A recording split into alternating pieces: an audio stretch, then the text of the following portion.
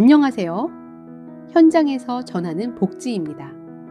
여러분, 혹시 요양원 상담 가셔서 시설이 깨끗하고 원장님이 친절하다는 이유만으로 덜컥 계약하고 오시나요? 죄송한 말씀이지만 그렇게 선택하시면 나중에 부모님 면회 가서 눈물 흘리실 수도 있습니다. 요양원 상담은 인테리어를 구경하러 가는 자리가 아니라 우리 부모님의 24시간이 안전한지 검증하러 가는 자리이기 때문입니다. 오늘 제가 알려드리는 외출 외박 규정부터 인력 비율까지 이 8가지 질문만 제대로 던져보세요. 시설 측에서 이 보호자는 정말 제대로 알고 있구나 라고 느끼게 만들어야 우리 부모님이 현장에서 한 번이라도 더 좋은 대접을 받으십니다. 지금부터 평생 후회하지 않을 요양원 선택법 핵심 질문 8가지 바로 들어갑니다. 가장 먼저 확인해야 할 것은 요양원이 부모님의 자유를 얼마나 존중하느냐입니다. 많은 분이 요양원에 가면 갇혀 지내는 것 아닌가 걱정하시죠? 그 진실을 알 수 있는 첫 번째 질문, 외출과 외박 규정부터 낱낱이 파헤쳐 보겠습니다. 보호자들이 가장 걱정하는 것 중에 하나가 바로 한번 들어가면 부모님 얼굴 보기 힘든 거 아니야? 라는 불안감입니다. 실제로 어떤 곳은 관리의 편의성을 이유로 외출이나 외박을 과도하게 제한하기도 합니다. 하지만 여러분, 꼭 기억하세요. 치매 어르신에게 가장 강력한 약은 약물치료보다 가족과의 정서적 교감입니다. 상담 가시면 원장님께 이렇게 물어보세요. 원장님, 저희 부모님 생신이나 명절 때 1박 2일로 집에 모시고 가고 싶은데 절차가 어떻게 되나요? 라고요. 이때 좋은 곳은 이렇게 답합니다. 당연히 가능하죠. 다만 어르신의 건강 상태와 드시는 약을 챙겨 드려야 하니 며칠 전 미리 말씀만 해주시면 준비해 두겠습니다. 라고 구체적인 가이드를 줍니다. 반면 피해야 할 곳은 치매 어르신은 환경이 바뀌면 상태가 안 좋아져서 웬만하면 안 하시는 게 좋습니다. 라며 보호자의 죄책감을 자극하거나 저희는 안전사고 예방 차원에서 외출 외박은 금지하고 있습니다. 라고 딱 잘라 말하는 곳입니다.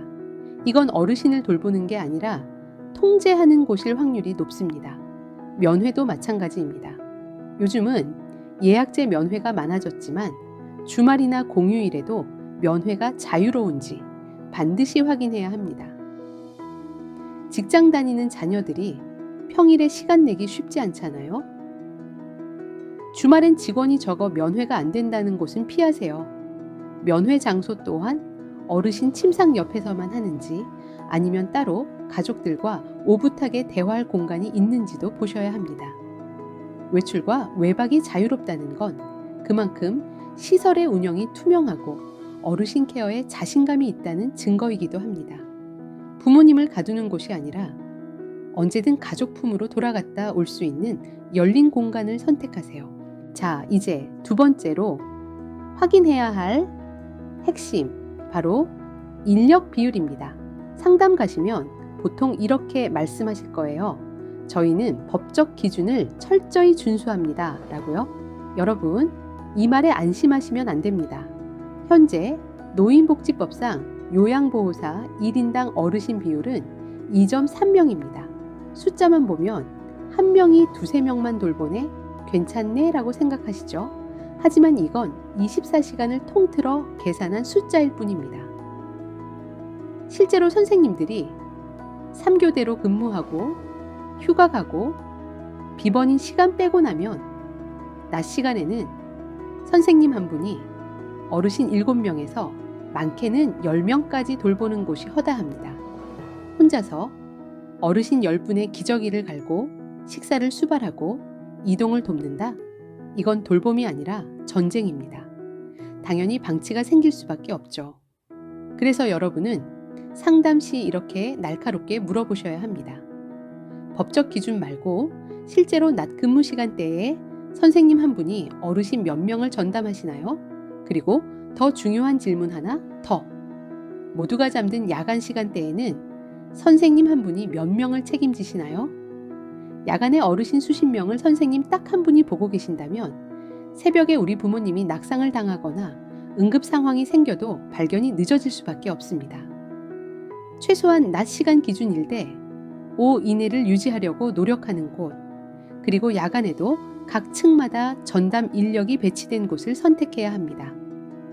인력에 투자하지 않는 요양원은 결국 어르신의 안전을 담보로 운영하는 곳이라는 점 꼭 명심하세요. 세 번째로 확인하실 건 바로 프로그램입니다.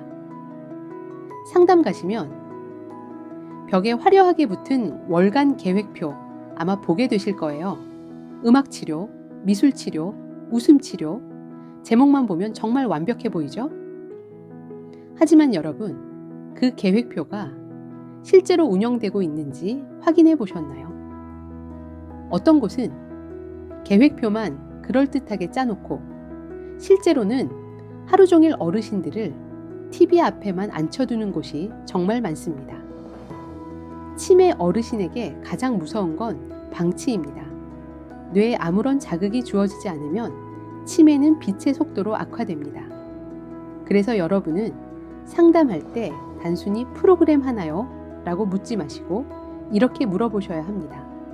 원장님, 외부 강사가 직접 방문하는 수업은 일주일에 몇 번인가요? 그리고 실제로 어르신들이 활동하신 최근 사진이나 영상을 볼 수 있을까요? 라고요. 진짜 제대로 하는 곳은 보여달라고 하기 전에 먼저 자랑스럽게 보여줍니다. 어르신들이 직접 만든 작품들이 복대 가득하고 활동하는 모습이 밴드나 앱을 통해 보호자들에게 실시간으로 공유되죠. 특히 치매 전담실이 따로 있다면 그곳만의 특화된 인지 자극 프로그램이 있는지 꼭 확인하세요. 단순히 시간 때우기식 노래 부르기가 아니라 어르신의 남아있는 인지 기능을 유지하기 위해 얼마나 고민하는지 그 정성을 보셔야 합니다. 상담 중인데 거실에 계신 어르신들이 모두 멍하니 TV만 보고 계신다. 죄송하지만 그곳은 부모님의 치매를 치료하는 곳이 아니라 그저 수용하는 곳일 뿐입니다. 부모님의 뇌 건강을 지키고 싶다면 활기가 느껴지는 곳을 선택하십시오. 그리고 네 번째로 확인해봐야 할 것은 부모님의 생명과 직결된 문제입니다.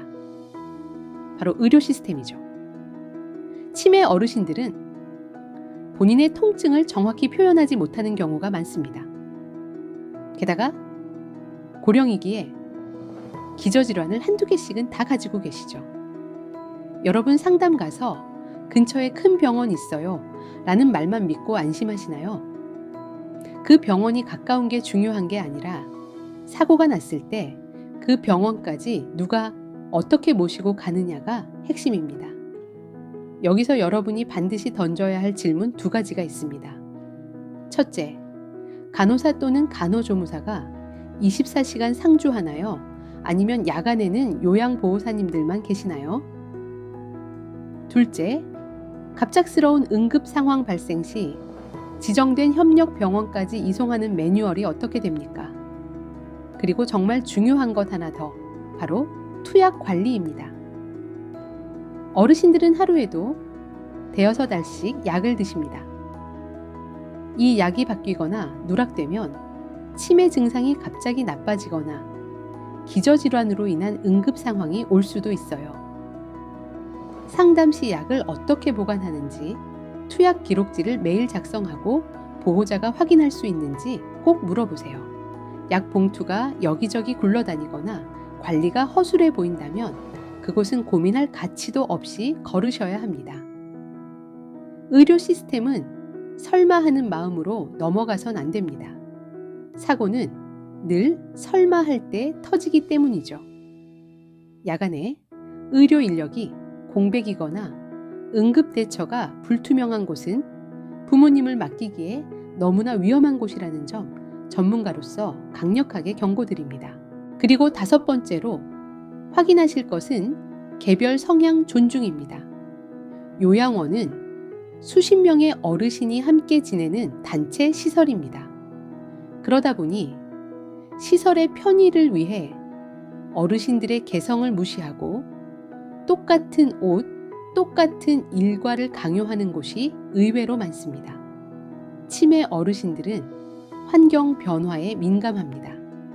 집에서 평생 유지해온 습관이 무너질 때 치매 증상은 더 급격히 악화될 수 있습니다. 상담 시 이렇게 물어보세요. 우리 부모님은 아침잠이 많으신데 꼭 정해진 시간에 깨워야 하나요? 또는 좋아하는 간식이나 소지품을 생활실에 두는 것이 가능한가요? 라고요. 이때 피해야 할 곳은 단체 생활이라 규칙을 따라야 합니다. 라고 딱 잘라 말하는 곳입니다. 반면 좋은 곳은 어르신의 수면 패턴을 존중해 기상 시간을 조정해 드리겠다거나 좋아하시는 이불이나 가족 사진을 가져오시면 적응에 큰 도움이 된다며 적극적으로 협조해 줍니다.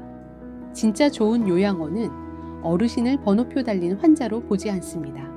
평생을 살아오신 그분의 인생과 습관을 존중해 주죠. 부모님의 자존감을 지켜줄 수 있는 곳인지 이 질문 하나로 판가름 납니다. 부모님이 평소 쓰시던 물건 하나가 낯선 환경에서는 유일한 안식처가 됩니다. 6번째는 부모님의 건강과 직결되는 식사입니다. 상담 가면 다들 영양사가 짠 식단대로 잘 나옵니다 라고 말하죠. 하지만 식단표보다 더 중요한 건 어르신이 실제로 그걸 드실 수 있느냐입니다. 치매가 진행되면 삼키는 능력이 떨어지는 연하곤란이 오기 쉽습니다. 그래서 여러분은 이렇게 물어보셔야 합니다. 어르신의 저장 능력에 따라 죽이나 다진 식사 등 맞춤형 식단이 제공되나요? 그리고 스스로 식사가 힘든 분들을 위해 선생님이 옆에서 끝까지 식사를 도와주시나요? 라고요. 식단표에 고기나 생선 같은 단백질 반찬이 몇 끼 포함되어 있는지, 제철 과일이 간식으로 나오는지도 꼭 보세요. 잘 먹어야 치매도 이깁니다. 식사를 가볍게 여기는 곳은 절대 선택하지 마세요. 7번째는 가장 예민하지만 꼭 짚고 넘어가야 할 비용 문제입니다. 보통 본인 부담금 얼마입니다 라는 말만 듣고 예산을 짜시는데 실제 청구서를 받으면 깜짝 놀라는 경우가 많습니다. 바로 비급여 항목 때문이죠.